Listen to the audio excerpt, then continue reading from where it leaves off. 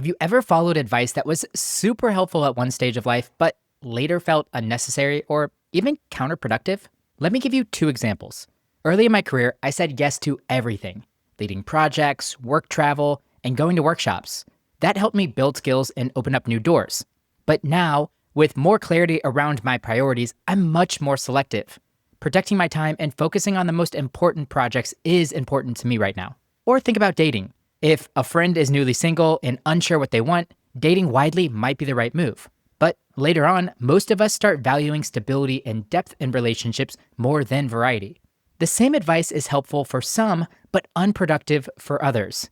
And I'm beginning to wonder if the FIRE movement works the same way. Core principles like frugality and aggressive investing were powerful tools when I started out. But do they still serve me now? That's what we're diving into today with my friend Jordan Grumet. His blog post, Am I Anti-FIRE, really caught my attention. Jordan has been part of the FIRE community since 2014, and he said it completely changed his life for the better. But his perspective has been shifting, and I wanted to unpack why. In this conversation, Jordan and I explore 3 ways the FIRE movement can lead people astray and how to course correct if you've fallen into those traps. And don't worry, we still talk about what the FIRE movement still gets right and how Jordan continues to see himself as part of this community. I hope you enjoy my conversation with the author of The Purpose Code and the host of the Earn and Invest podcast, Jordan Grumet, aka Doc G. What led you to take some contrarian viewpoints? Was there a story behind the blog post? When we join a community, we tend to sign into the beliefs of that community. And so when I started in financial independence, there was a very clear path to living a good life, to being happy, I'd even say. And the FIRE community laid it all out. But just as any of us, when you get deep into a community and you live that life for a certain amount of time, you realize that usually reality isn't that black and white.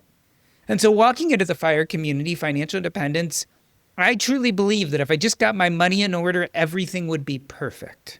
And so I did just that. I got all my money in order. But as the years went on, I realized that it didn't solve some real fundamental problems and questions. I mean, I am a physician, and I had become a physician probably based on the trauma of my father dying, who was also a physician. And guess what? Having a bunch of money didn't solve that. It gave me the ability to leave being a doctor, which was something that I was burning out at. But it didn't give me the emotional wherewithal to deal with the fallout of having to do that. I had to come to terms with that trauma. I had to figure out what a good life looks like. And believe it or not, most of that had nothing to do with money. And so the solution that I believed, that money will solve everything, it wasn't a particularly enduring solution. And so it was very, very joyful, especially at the beginning of that journey, because I was thinking that I was climbing to the top of the mountain. But of course, I got to the top of the mountain and realized that it was just one summit amongst many. And there were still many other peaks, and money couldn't get me to the top of those other peaks. It just wouldn't do it. Yeah, you wrote this interesting blog post and you laid out 3 different ways that the FIRE movement can lead people astray. And the very first one was that you mentioned FIRE makes money the goal instead the tool. Kind of curious around that. One of my favorite lines from your blog was FIRE stopped being a launchpad for people's dreams and started becoming the dream itself. What can go wrong if FIRE becomes the goal instead of the tool?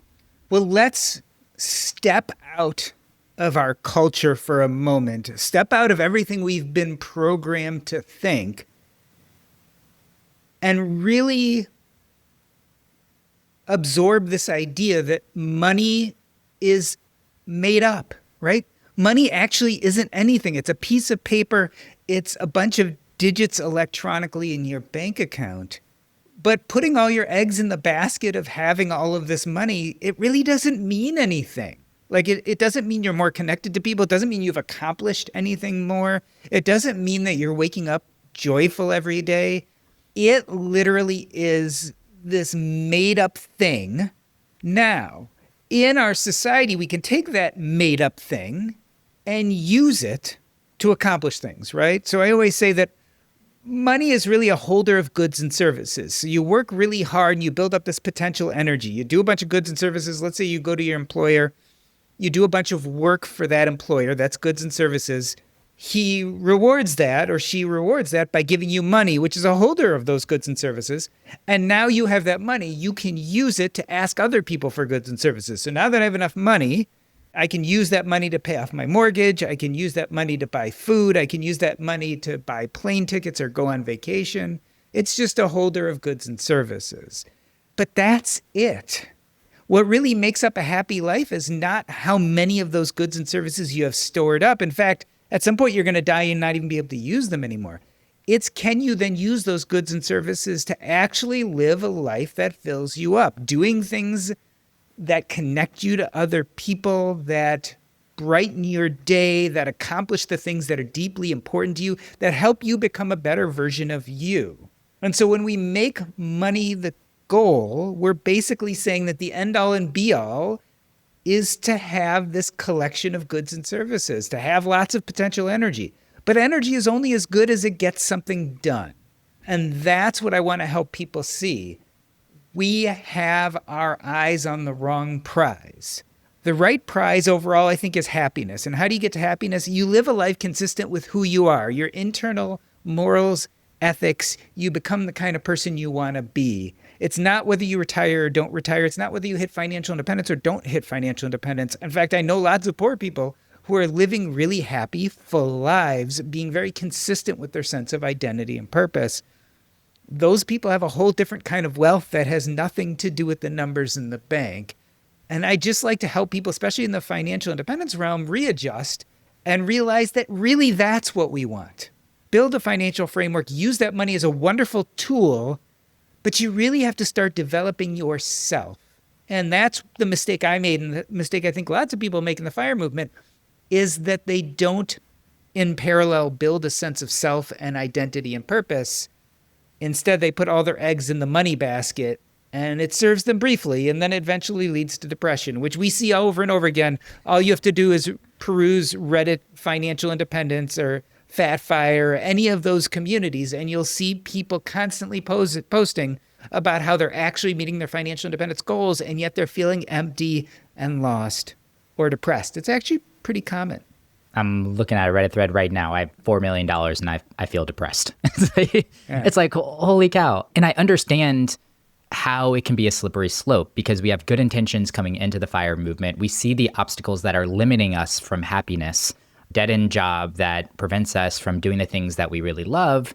One way out of that is financial independence so that we can free our time up. But yeah, I think somewhere in the middle, sometimes we go down a slippery slope and we're collecting all of these goods and service IOUs, and that feels safe and that feels productive, but that's not really why we entered the movement to start with. And think about it this way. When you get so caught up in those IOUs, in that net worth, in how much you have in the bank, when you actually get to a place where you're financially independent, a lot of people don't know what to strive for. So they felt really good getting to financial independence, and they don't know what to strive for. So the easiest answer is, why don't I just make more money? You know, I have a safe withdrawal rate of 4%, but God knows what could happen. Let's go for a safe withdrawal rate of 3.5%. The one more year syndrome, the golden handcuffs, it all kicks in, and we start acting out of fear. And see, that's the thing, is we're either scared of losing what we have, like the market's going to drop and I won't be safe anymore, or we're just dumbfounded and lost. And we're like, well, I don't know what purpose looks like, but it certainly felt better at least having a goal, so why don't I just double the goal? And so we put it off even longer and spend more time doing something that doesn't necessarily fulfill us. And we talked about it a fair amount in our first conversation, episode 157, around purpose and this difference between little p and big P, and how I think chasing a net worth goal is probably not necessarily something that's going to fill your cup. And at some point in time, you got to pivot and you got to focus on something else. I think you even made the point in your blog post too, if personal finance is your jam, you love coaching people, you love helping people. Right, and there are some people, and we have a lot of friends like that. So I don't want to downplay this. We have a lot of friends who have like these podcasts and these platforms, and they love this, and that's fine. And even I love talking about personal finance because it's a cool topic. I don't think that's bad. It's the people who are quietly building. They're quietly optimizing every single aspect of their financial lives because that feels comfortable and safe, as opposed to maybe there's some things that really could light them up that they're just too afraid to pursue. And this is just the easy way out, is keep on sticking with what seems to be working. Yeah, that was the second point that you made in your blog post too. You said perfect is the enemy of good.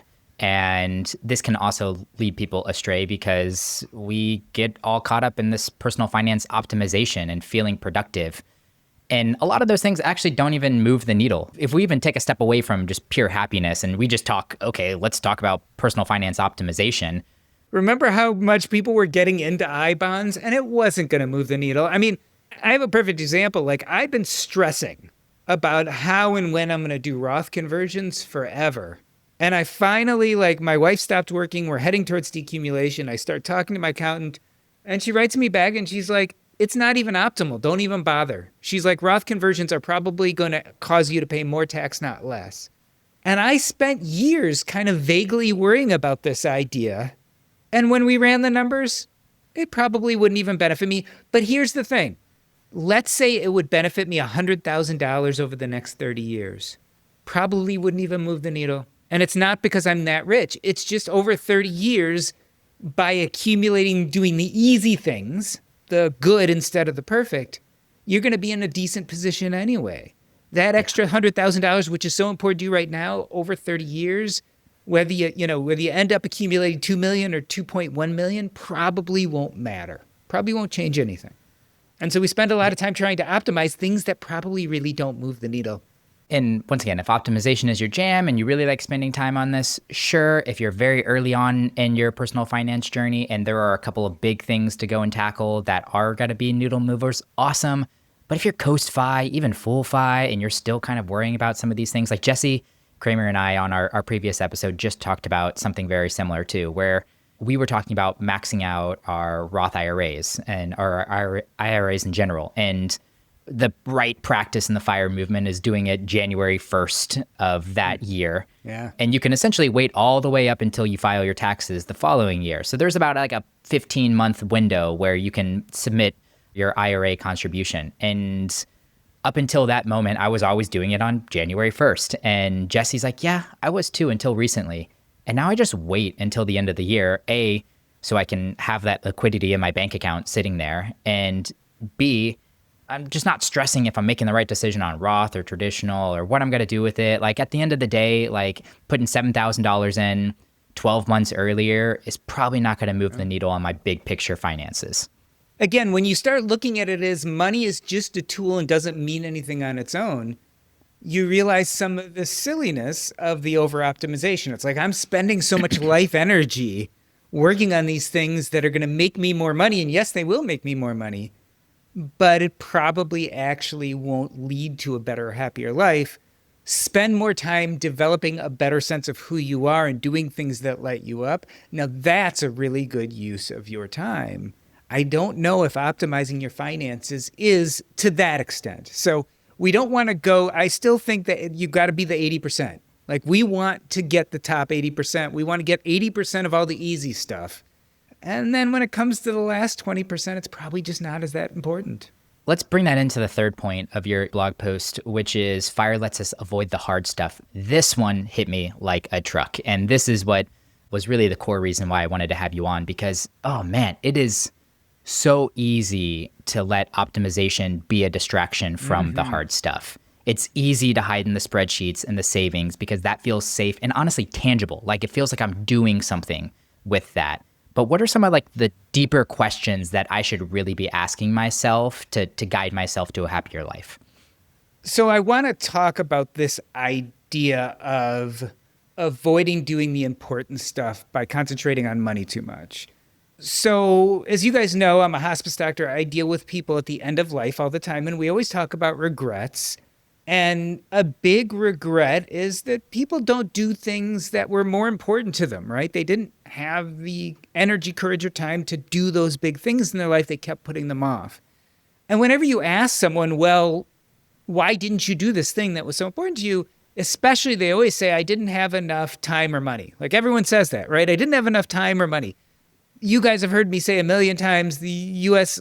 Bureau of Labor Statistics does the American Time survey that shows your average person has about 5 hours of free time a day, of leisure time. That's at least on average. And in fact, people of lower socioeconomic status are the same, if not a little bit more. So to say you don't have enough time, at least if you're the average American, just isn't true. So then there's this whole issue of money, and you guys hear me talk about this a lot too. The Harvard Adult Developmental Health Study talks about what makes people happy, and after 80 years, they found that money and happiness aren't really related. It's more related to communities and connections. And so it's probably not money keeping you from being happier either.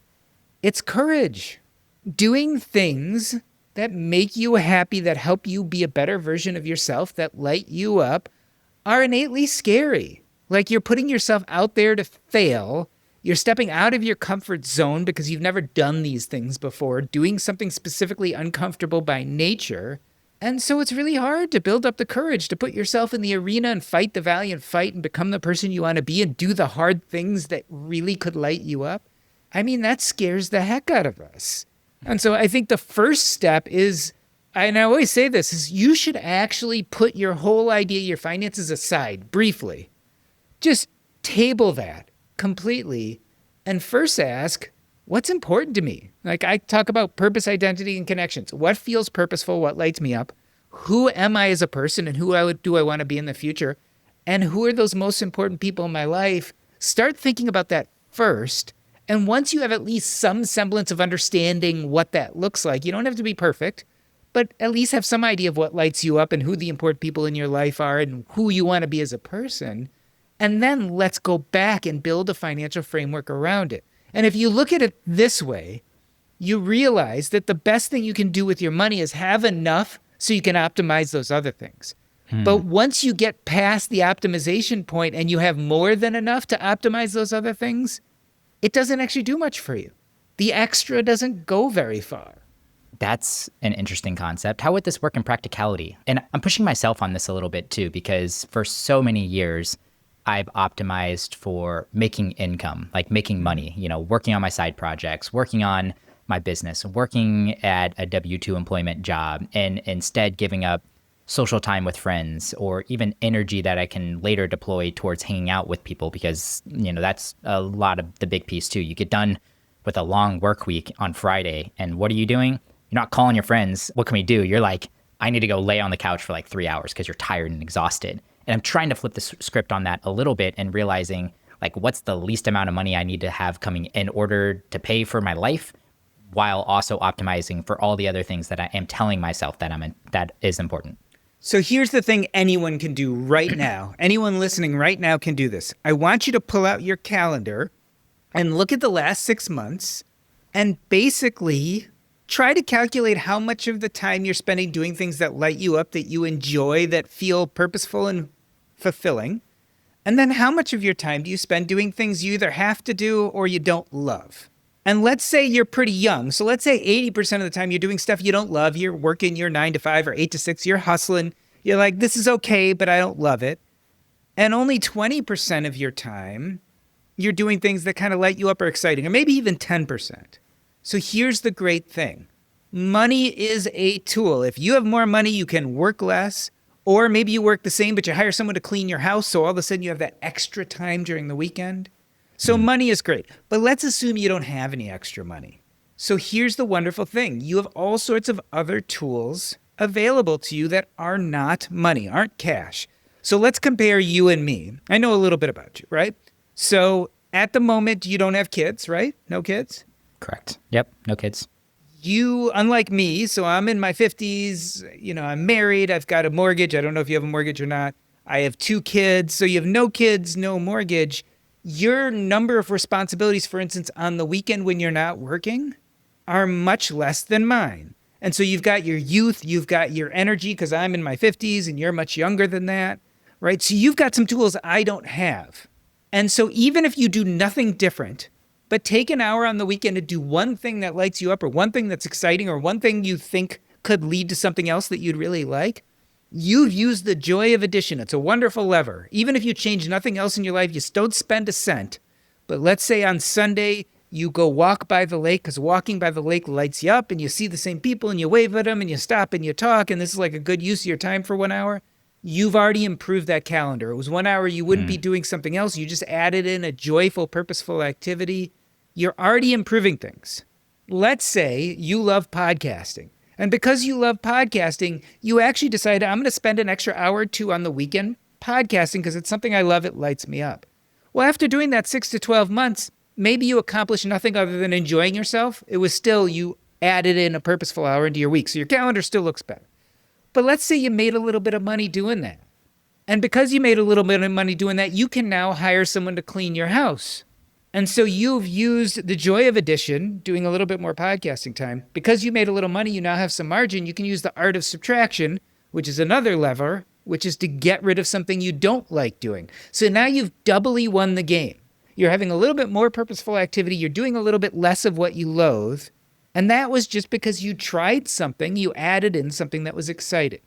And so the joy of addition, the art of subtraction, I talk about substitution, maybe you change jobs, maybe you change bosses. All of these are little tweaks you can do.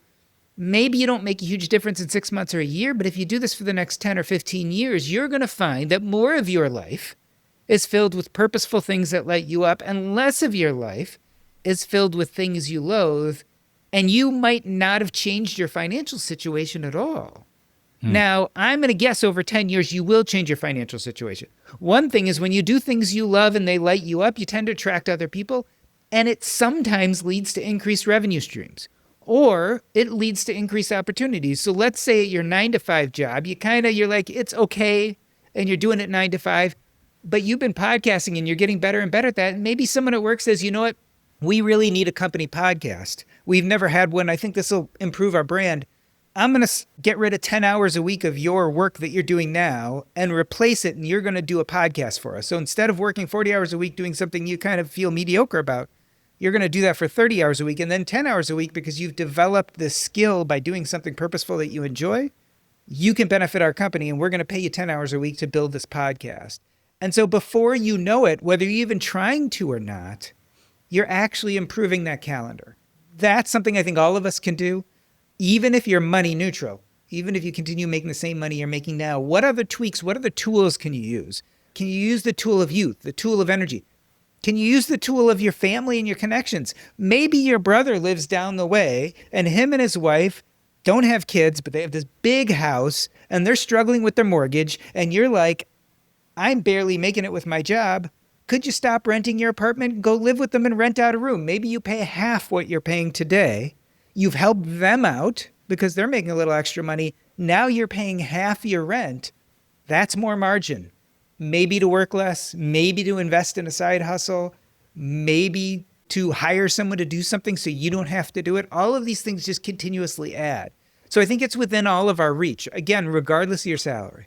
Yeah, and what I love most about what you were explaining there is that it's not one big grand change that is going to like drastically change you from unhappy to happy, but just incremental improvement over time. I think I even heard you talk about this on a podcast one time that you like simmer at like a 5 or 6 on the happiness, and you've been working on happiness and now you're kind of closer to like a 6.5, 7 on a day-to-day basis. Like, and that might be my highest. Like I made genetic, I mean, we all have a genetic set point on some level. Like, so we have a range, I believe. And so maybe 7 is tops for me, but optimizing that calendar, I think gets you much closer to a continuous 7 than a continuous 5 with occasionally some moments of 6 and 7. And I think that's as close as we get to winning the game. Like a big message that I want from this episode is really just to empower the people that are on the path to financial independence to start deploying some of the freedom that they're getting along the way. Like so many people, so many of my friends are in the Coast-Fi stage, myself included, and I almost made this mistake of just like, okay, I'm in Coast-Fi, I'm going to continue what I'm doing, but now like just my status around money has changed. But recently, instead of what I've been trying to do is, okay, deploy some of that freedom that I've gained. You know, it's dropping down some hours and replacing it with an activity that I really love to do instead. And I think as you go through, you don't have to wait till this you hit this magical number, but you should almost be dropping, substituting, adding things in along the path so that you feel happy, excited, even as you're on the path to financial independence, not just once you hit it. And I think something magical happens when you do that too. Your end number ends up being wrong. Because we're always thinking about financial independence as we're going to go from full force employment to full force retirement. Yeah. But when you flip the switch and say, well, I'm just going to start doing things I love. If I get paid, great. If I don't, I'll do them on the nights and weekends when I'm not doing my regular work. But over time, you develop skill sets and connections and relationships. Most likely, even when you leave that job you don't like, you may be still making money doing something else. And so, yeah, you can make $2 million really quickly and retire, or you can make $1 million or $1.5 million really quickly and then make $50,000 a year for the next 10 or 20 years doing stuff you love. And you've just gained your freedom much faster. And I think a lot of us underestimate the fact that we probably will make money after we early retire, because most of us will. We're going to sit on a board because we did this job for 20 years and we were an expert. We're going to create something because we decided to be creatives in our post-work life. Someone's going to ask us to consult, or we'll be asked to speak at a conference, maybe even to talk about FIRE or financial independence. All those things might generate revenue. Shoot, you might just be really excited to help out your local plant store, and that's what you go and do. It's like, I mean, how cool is that? Well, Jordan, as we're wrapping up the conversation, I kind of want to get your thoughts on, at this stage in your life, like, what do you still find helpful about the FIRE movement and some of its core principles? So I always say, and I said even in this conversation, money is a tool and it's one of many tools, but it's a darn important tool. If you can get money right, you're not going to suffer in the lower end, right? So we know that once you get past safety and having enough food and being able to do the basic things you want, extra money isn't as incrementally helpful. But until you get to that basic level, it's very helpful, right? So we want enough money to cover the basics. So that's part of the reason. But the other thing is, once you do start accruing money, especially if you're good at it, it builds this financial framework, which makes you safe and also gives you more time and space and less anxiety about doing what you really want to do. And so having money has been a boon to me. Having the fact that I built my financial framework allowed me to leave work earlier, allows me to sometimes pay extra for things I want to do. If for me, my sense of purpose and identity are fulfilled by being a writer, hey, I have a little money, I could hire a coach so I could even be a better writer, or I could do more. And so I think money is important. I don't want to ignore it, but I want it to hold the space it was meant to hold, which is it's just a really great tool, and it's one we can cultivate. And so let's be smart about it. Let's cultivate that tool, build that financial framework, but don't mistake the forest for the trees. Don't mistake the framework for the actual good life. It's just a framework. Love that. Jordan, where can people check out what you got going on? You got a podcast, you got a book that's out there, you got a landing page for somebody that if they want to absorb what you got created over there, they can figure it all out in one place? The easiest thing to do is to go to jordangrumet.com. That's JORDANGRUMET.com. There you can see links to my books, Taking Stock, The Purpose Code, more books to come very soon, as well as the Earn and Invest podcast, my Substack, as well as my Psychology Today blog. Everything is connected there. I also do some coaching. You can find it all at jordangrumet.com. Jordan, it was a pleasure. Thanks for coming on. Thank you so much for having me. So I'm recording this outro a couple of weeks after my conversation with Jordan, and honestly, this conversation is still sitting with me. I'm really trying to hold on to some of the important lessons that Jordan walked me and us through. It's important to remember these things throughout my journey to financial independence. I have to admit, I still catch myself falling into the trap of treating FIRE like a destination instead of what it really is, a launchpad. And as I have been transitioning into my own version of post-FI life, working part-time and creating more space, I'm starting to realize there's actually some real challenges that are going to start to show up in my life. I'm trying to figure out things like what fun looks like again, how to find purpose beyond work, and how to rebuild community when my schedule and priorities have changed. I definitely don't have it all figured out, but I'm really excited to go tackle this next stage of my life. So I want to flip things around and ask you a similar question. What part of the post-FI life do you think will be the hardest for you? Is it purpose? Is it play? Is it community? I'd love to hear your thoughts, maybe even start a conversation between the two of us, because I have some things that I'd like to share too. So shoot me a message at justin@fiminded.com. That's justin@fiminded.com. And let me know what comes up for you. If you want to check out Jordan and I's very first conversation on FI Minded, that is episode 157. And if you want to check out some other great episodes that I think you might love if you loved this topic in particular, I recently had a conversation with Jesse Kramer about Is Saving Too Much Holding You Back? That's episode 179. And a classic that people have really seemed to be liking over the last couple of months is episode 170 with Jess from the Pioneers, and that's How to Live a FI Life Without the FI Bank Account. Those are 3 really great episodes if you're looking for something else to listen to after this.